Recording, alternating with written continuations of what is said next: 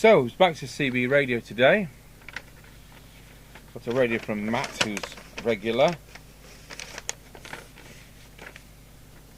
Amstrad 901. So, made in Japan. I won't even go into what he's done there, but I'll leave it.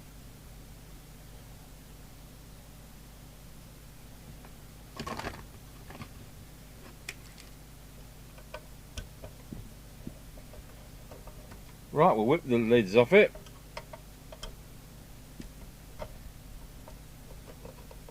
Well, actually, we'll connect it up, I think.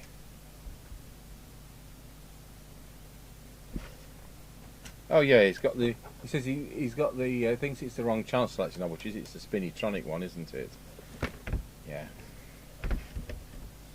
Which is the fake Amstrad as another entity.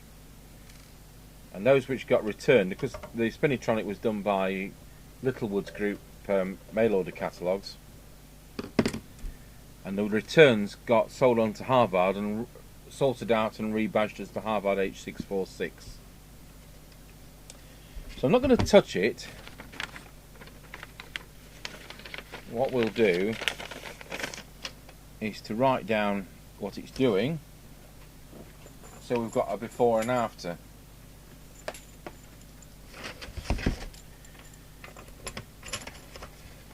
You may see this a few days from now, because I don't think Mr. Chip is. I think he's so busy on other things that he can't fit any on the air testing at present, and I can't do them on my own.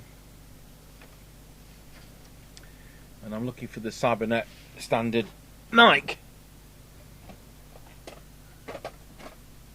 which is up here somewhere.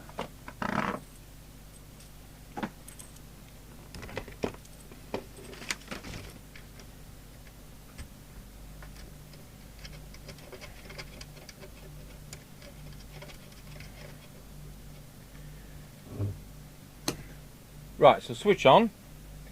Now we're already at 13.8 volts. We start at 9 volts. I've no reason to doubt this is going to play any silly whatsits, because it isn't a dead faulty set. You know, it needs sorting out as regards the alignment, but it's not going to be causing us problems. So it's switched on, 166 milliamps. It's on channel 17. We'll change that to 20.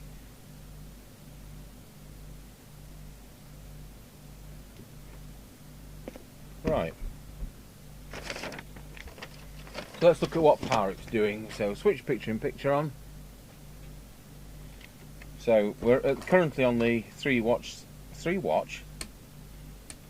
scale. So we should get a full scale deflection. We do. So we're going to the 30 watt scale, so we should get about there, and it's 3.4. Deviation.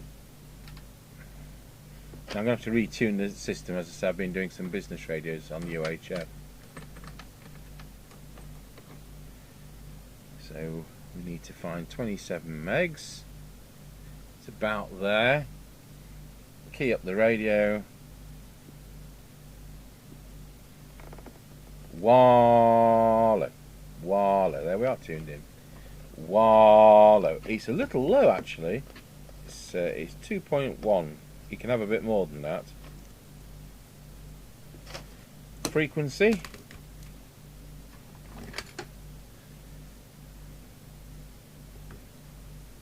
That's a bit high, which is excellent, because these sets haven't got as wide adjustment range as some. Much better than some that don't have any adjustment range, like the Uniden.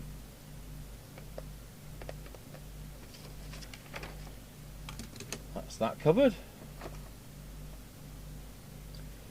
So we'll now go over to receive.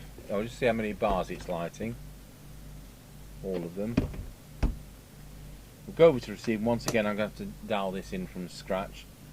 So 27.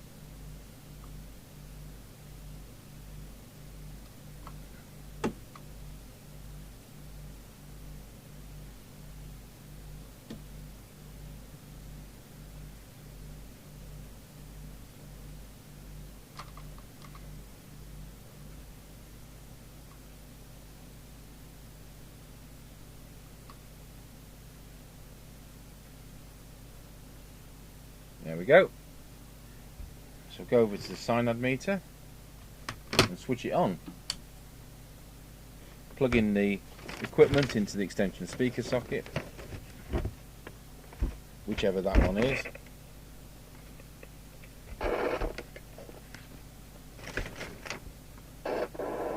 That volume control needs cleaning.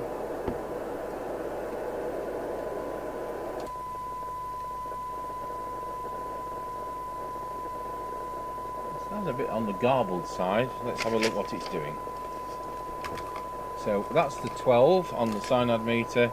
So let's move the camera over to the attenuator so we can all see what that's saying. So 1 and 8 and a bit. So we'll say it's 0.81 microvolts for 12 dB synad without a B.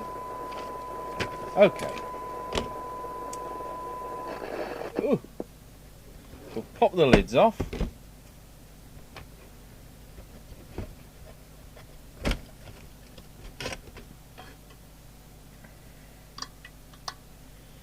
Good, that's been in the wars.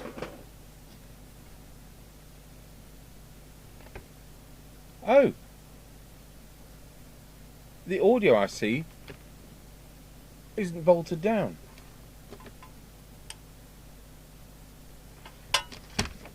Well, that's gonna be fun, isn't it? Better keep the volume down. At least that's still there. So as ever, I'll have to get the service manual to do the VCO. We'll start there.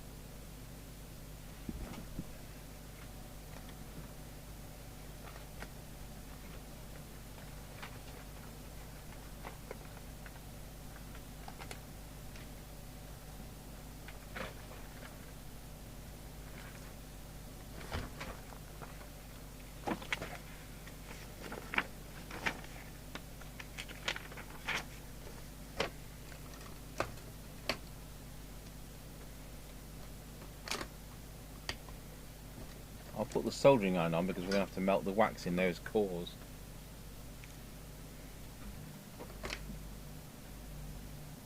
So,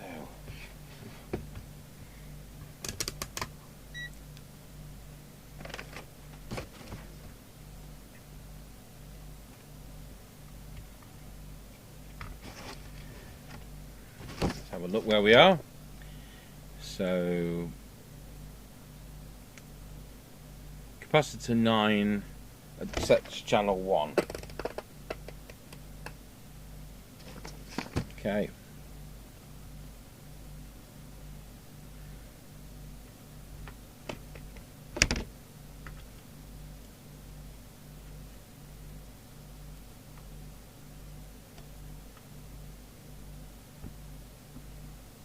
And what should we have?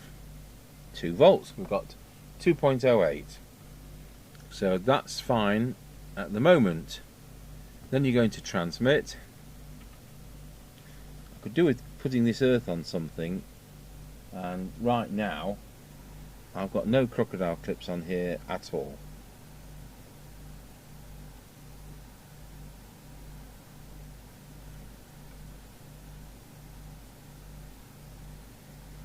I'll just prove this is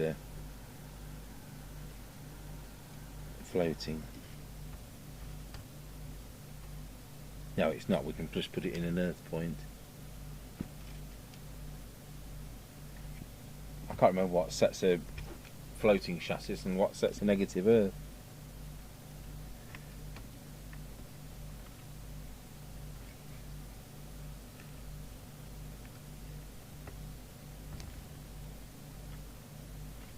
That's not picking up well there. Right, going to transmit.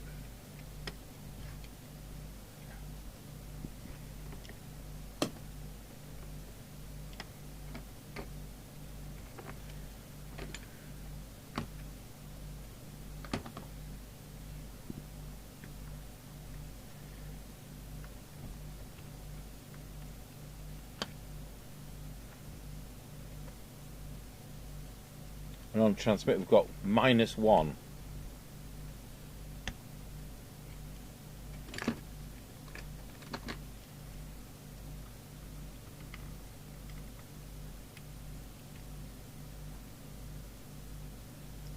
These sometimes don't set up as the manual says.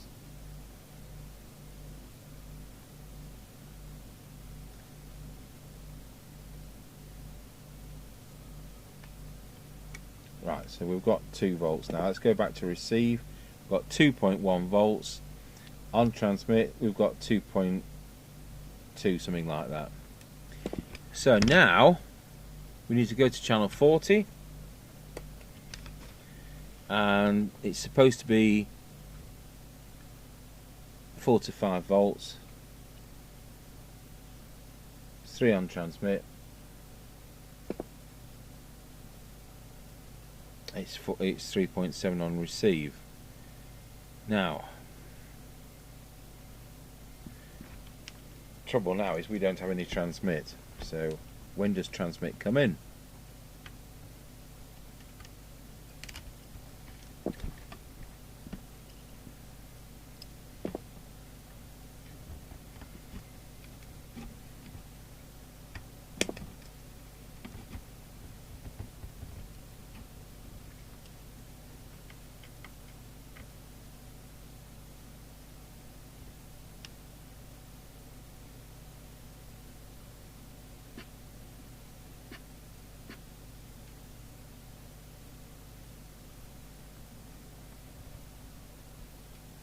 So 2 volts on receive. Let's try and get that for a bit lower on transmit.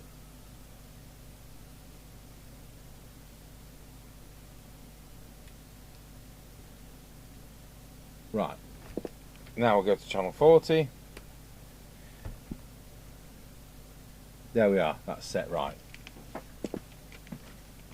Good. So you've got to take some of these figures with a pinch of salt, and anything around 3.5 is correct.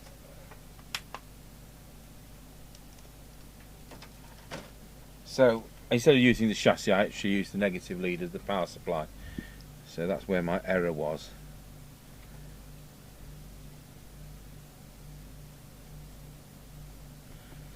Okay, so that's the VCO. Let's go to channel 20.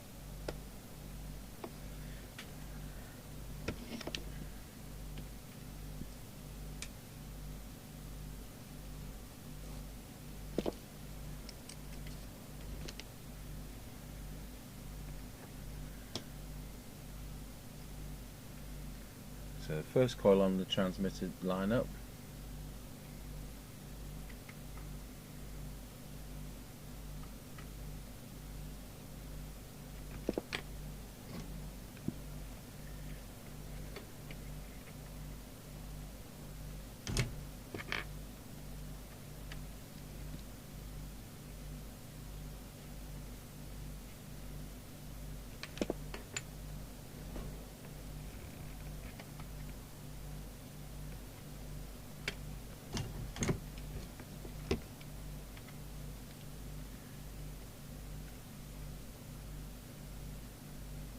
Now we have 4 watts. Just pop this onto frequency, so it needs to be lower diffraction.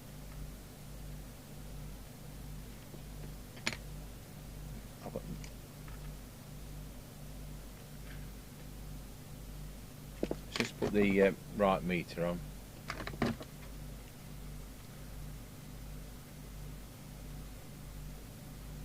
want to leave it a little bit high. That'll do nicely because they drop with age. So now we know we're doing 4 watts, we can set the power meter, which is the preset there.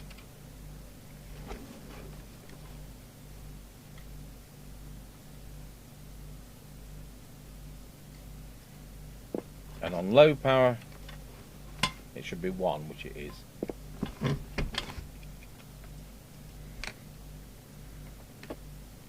So next we'll do deviation. Sometimes these are ridiculous, but this isn't. It wants a little tiny bit more.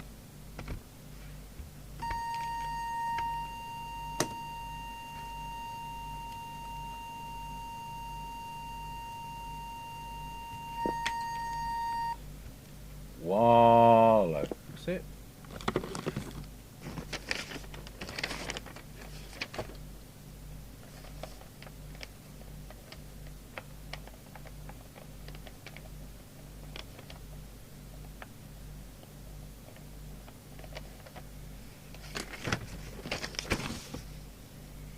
Now it's receive time.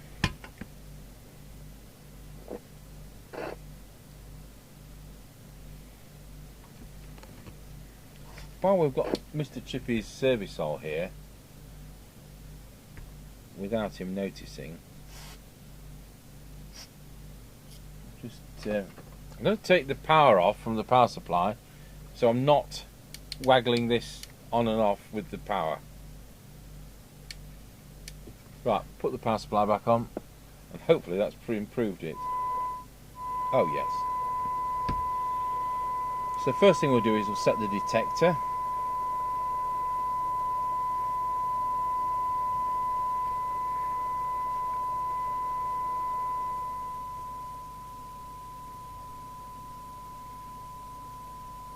Just remind myself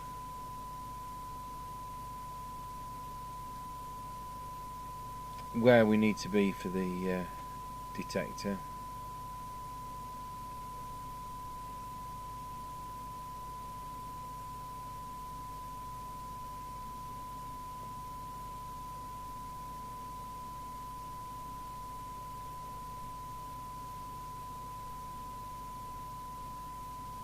You know what, I can't see it saying anything.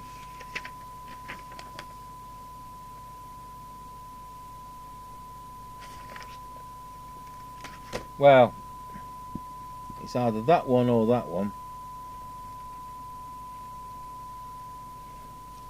I just don't see enough of the same sets.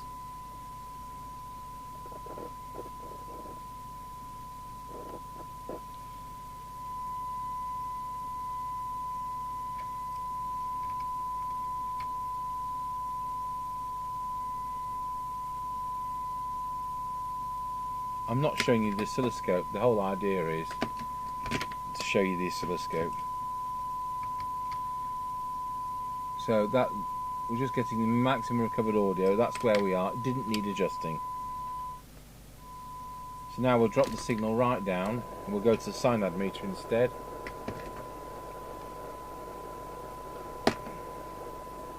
And we'll get that so we're about 4 dB on the meter, so that the receiver's not being saturated. And these need to be done in the right order, and that starts with here.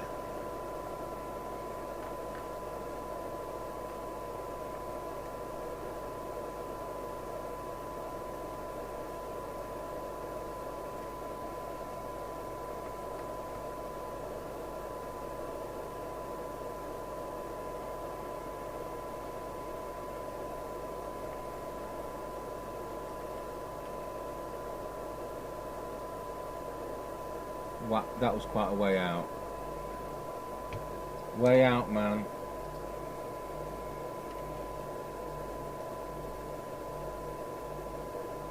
Just put a bigger signal on for these.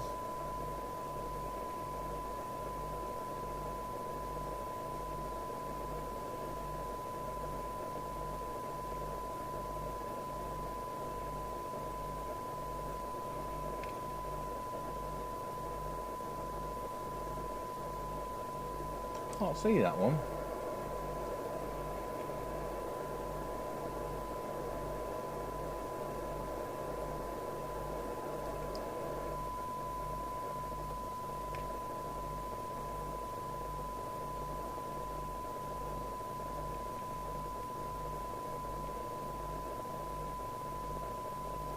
No, especially at the lower end.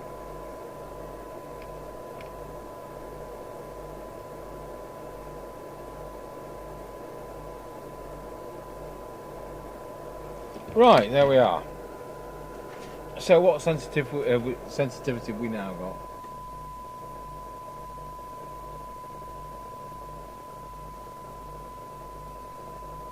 Oh, that's better than I thought. 0.28. Oh, that's incredible.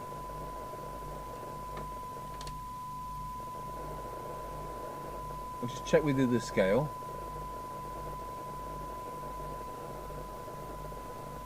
On that scale it's 0.24. So we'll give it the worst. I was going to hear a bit better.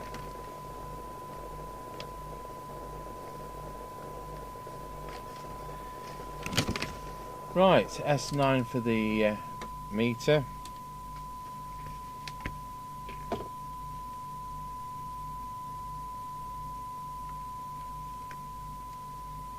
It's that one, isn't it? No, that's the squelch. That must be meter. So only S9's ever calibrated. So if we go higher, hopefully we'll get a plus 30 at some point. I can't get one, but perhaps if I keep my hand held up instead.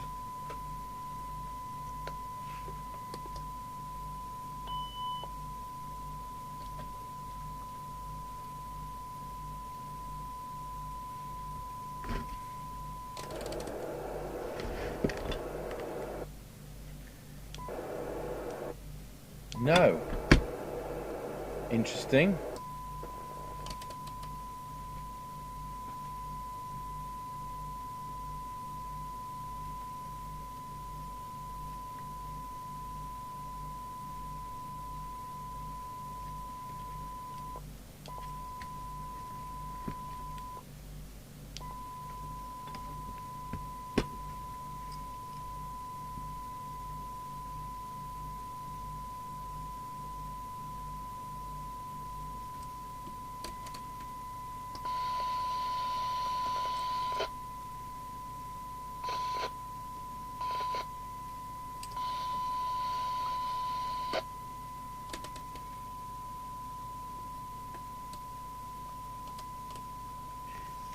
That's lighting the plus 30 now.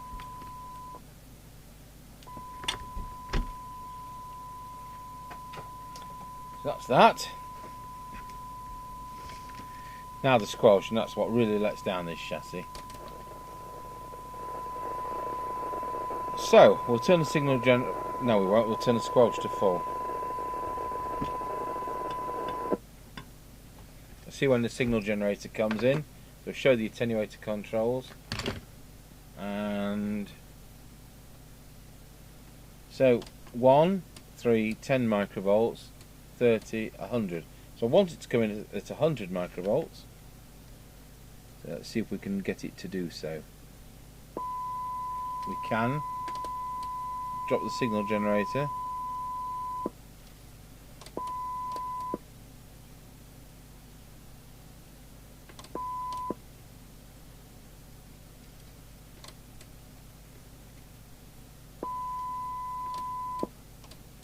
That's it, 100 microvolts.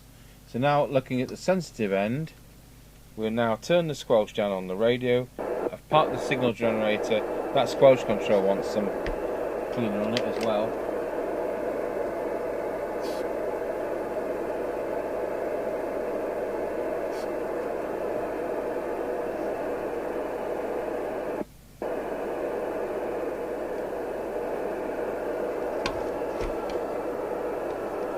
So park the signal generator at 0.3 of a microvolt, and we'll just set that to threshold.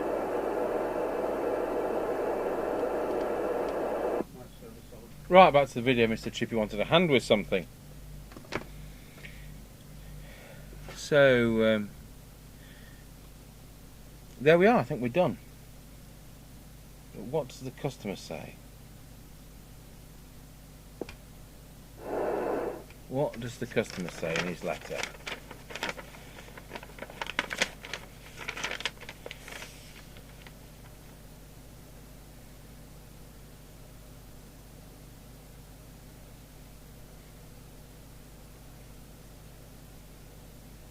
So one of the complaints is the S meter, which is a bit not ideal.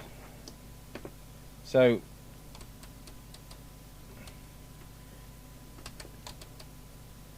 .100 microvolts should be S9, but we've had to adjust it so that it's a bit more than that. Let's have a look. So if we're in the 100,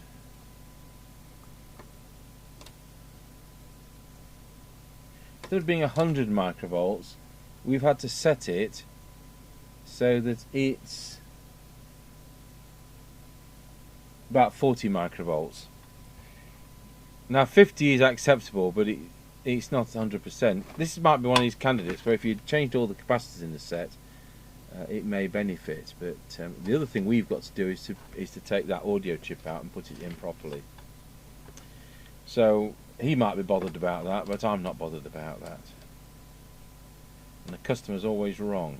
But we can address the ones individually. So with that small signal there, well, let's take the signal generator off altogether. We've just got that flickering. We'll put the signal generator back on at 0.3 of a microvolt, and we've got 3 light, and that's coming in at 0.9 of a microvolt. That's coming in at 3 microvolts. 9's coming in at 40 something, as I said, and plus 30, that's 100 microvolts. Does work. Right. Oh yes. I noticed the audio chip at the back's being messed with. Probably replaced. There's no screws holding it to the heatsink, I've noticed. Right. Other than it not receiving properly, I don't think there's anything much wrong with it. Yeah. So, I think if we just address that, right, I'll take the power supply off. This rather bad repair where they've snapped the screws and not bothered. What on earth's that for?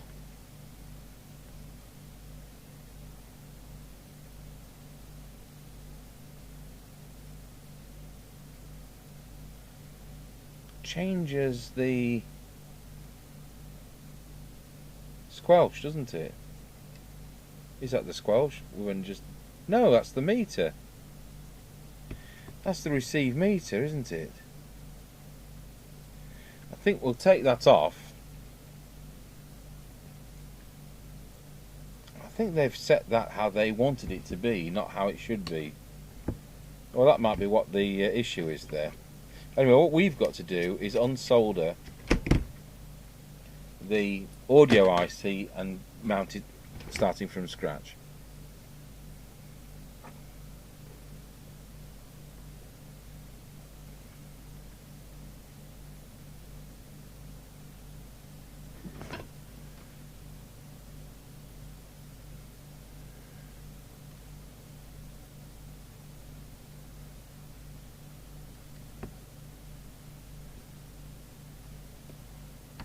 I can always put that back if there's some reason why that's there.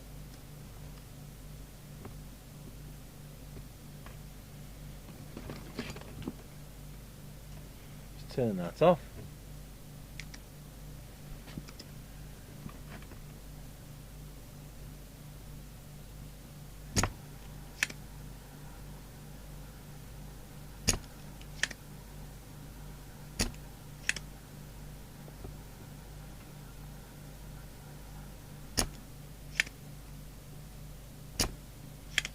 The fact this has had the audio IC replaced, I hope the protection diode's working, because the protection diode should have protected this.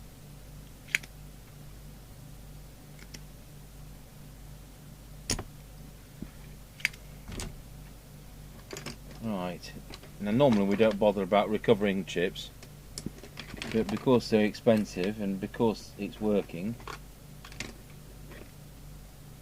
and because it's a customer set, we've got to try and get this out without snapping any legs off.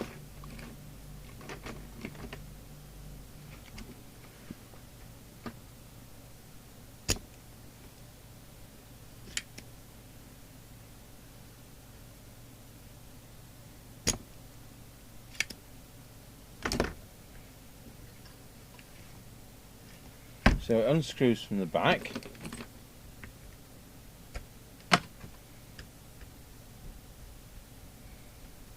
It says this power connector's used on a radio control model. Well, it can stay put.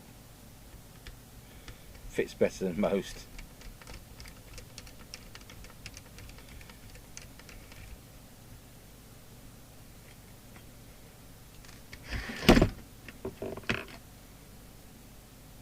So they've managed to put them in so tightly they've snapped off.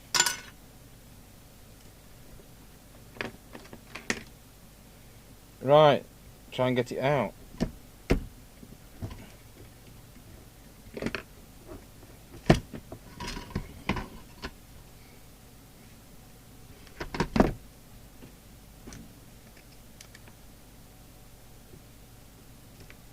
Tell you what, it's the real thing.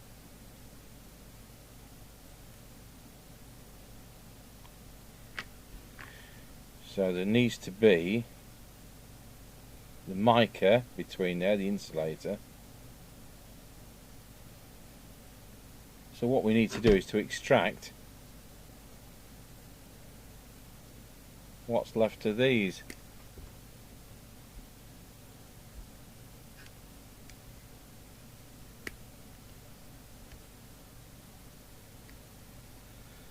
When I did my organ building apprenticeship, Mr. Groves, my boss, if they were having difficulty undoing something which was tight, they'd say, get Bert's fingers onto it. They called me Bert. And when I started working there, he says, do you want to be called Dick or Rich? I said, no, I don't want to be called Dick, thank you very much. Considering he'd been in the Navy during the war years, I think he was being a bit silly there. Anyway, he used to call me Bert. So why do you call me Bert? He says, well, Bert was the worst apprentice we ever had, and you're next. With that, I'll go and find some screws.